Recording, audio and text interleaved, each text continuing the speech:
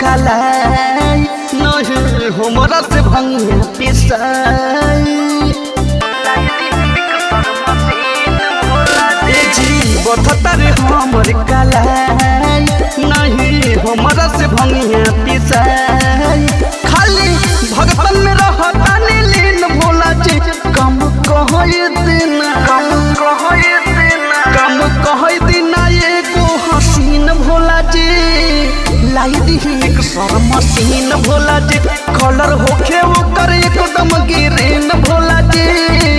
लाई दी एक सर मशीन भोला जी एक सर मशीन भोला जी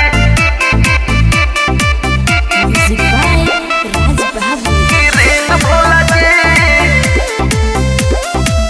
लाई दी एक सर मशीन भोला जी धरती पर सब काम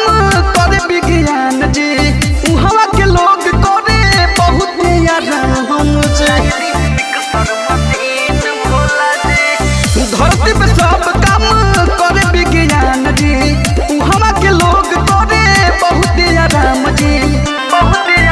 यहाँ हमरा के रहुआ खटाइला परेशान कोइला में का पाइला यह बेरी मना करी जिन भोला जी कम कहै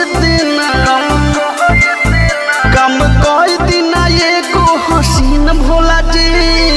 लाई दी एक सर मशीन भोला जी कलर होखे ओकर एकदम गिरीन भोला जी लाई दी एक सर मशीन भोला जी एक सर मशीन भोला जी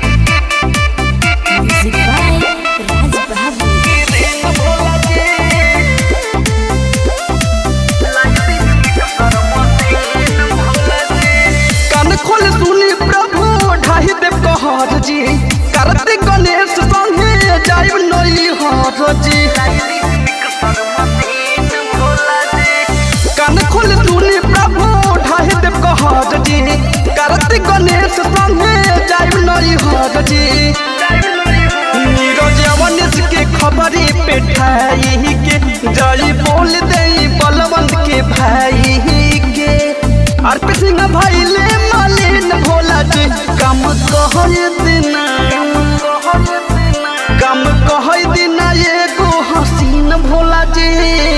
लाई दी एक सर मशीन भोला जी कलर होखे ओकर एकदम गिरीन भोला जी लाई दी एक सर मशीन भोला जी।